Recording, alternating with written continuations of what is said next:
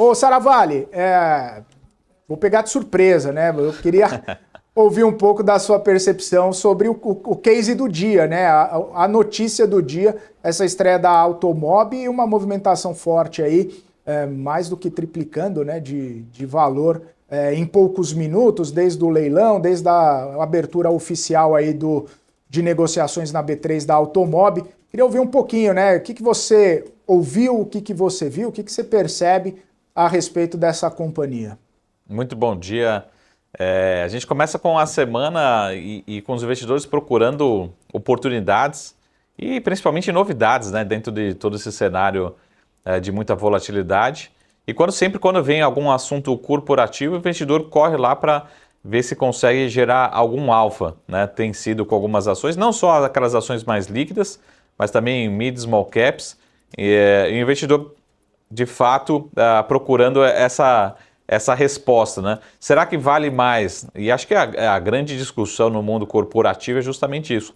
Será que vale mais essas empresas, todas elas juntas sobre o mesmo guarda-chuva, né, embaixo, de um formato de holding, né, ou de um formato realmente de controlada? Ou será que é melhor essas empresas cindidas, né, fazendo essa cisão, separação? Vamos pegar o caso, por exemplo, o clássico da Itaúsa, né? Ou o caso clássico do Itaú. O Itaú também tem diversas empresas embaixo.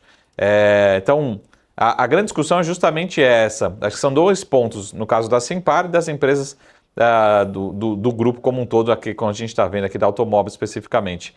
Talvez para a gente identificar, né, a gente está falando assim, pô, talvez essa soma, o mercado não esteja precificando de forma correta, né? Essa soma de empresas, 10 mais 10 mais 10, né, não esteja somando 30, né? O mercado está precificando 20, está precificando 15.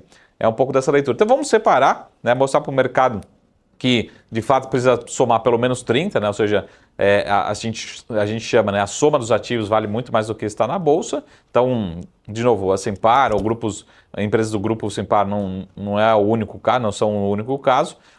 E principalmente a gente tem empresas diferentes, né? São empresas que precisam, algumas mais de capital, outras menos de capital, algumas são mais dinâmicas, algumas têm catalisadores diferentes. É um pouco do que está acontecendo hoje, né, no mercado hoje. Então o mercado está falando o seguinte, ó, vamos separar, vamos fazer essa cisão, vamos mostrar para o mercado que de fato é possível e o investidor de fato está ganhando esse prêmio, ganhando esse benefício nesse exato momento, né? Separando e falando assim, ó, eu tinha um ativo lá dentro, nem sabia que ele existia ou estava sendo precificado e agora separa e eu tenho um direito para negociar em bolsa esse valor, tá? Então um pouco dessa percepção que o investidor está tendo nesse momento, né? Como a gente está faltando tanto assunto, né, pelo menos bom, né, notícia positiva, vamos olhar um pouco para o lado corporativo, ver se a gente consegue arrancar, né, conquistar um pouco de alfa aqui nesse cenário tão incerto no curto prazo. Ô Marco, obrigada pela presença, por estar aqui com a gente, inclusive entrando aqui na conversa, aproveitando, estava lendo um pouco mais aí dessa estratégia da Automob aí, inclui crescimento inorgânico, digitalização. Como que você vê esses fatores aí podendo impactar, inclusive, margem operacional, competitividade da empresa aí num longo prazo? O grupo Simpar, pelo menos as empresas do grupo Simpar, eles sempre foram muito bem executados, mas ao mesmo tempo que a gente diz muito dependentes do macroeconômico, né? Ou seja, do cenário macroeconômico. Então, necessariamente, acho que todas as empresas do grupo, alguns mais, outros menos, precisam de capital empregado. Nesse exato momento, inclusive, já vou devolver a pergunta para o Felipe, né? Mas o que a gente está passando nesse exato momento é uma deterioração muito rápida do cenário macroeconômico. Hoje, particularmente, que ninguém esperava, porque de fato a gente não teve nenhuma grande notícia, mas o cenário continua deteriorando. O que é isso? A curva de juros não para de abrir. O mercado, a gente semana passada tinha a Selic contratada até 14,25 e o mercado falou, não vai ser 14,25, vai ser no mínimo 14,5%, talvez 15% ou até mais. É um pouco dessa discussão. Então, de fato, essas companhias, né, onde elas conseguem ter alguma redução de custo, alguma melhora realmente operacional, né, digitalização, crescimento com escala, elas precisam correr atrás desse fator, né, ou seja, que dependam dela para a gente conseguir ter essa rentabilidade. E é o caso da própria Simpar, outras empresas do grupo, que a gente está vendo nesse ano de 2024 especificamente, as ações estão se desvalorizando muito forte, muito rápida, né? Então as companhias continuam gerando valor, continuam com boa rentabilidade, mas por que as ações caem?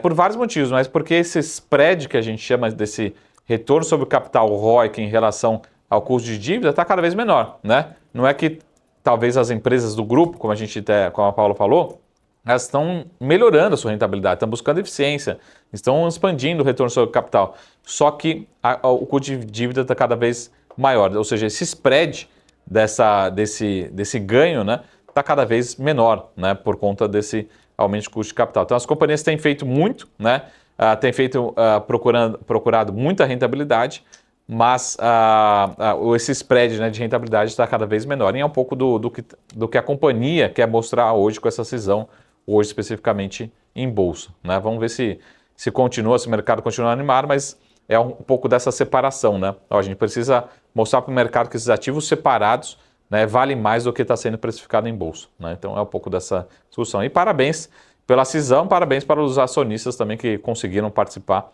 né, aceitaram.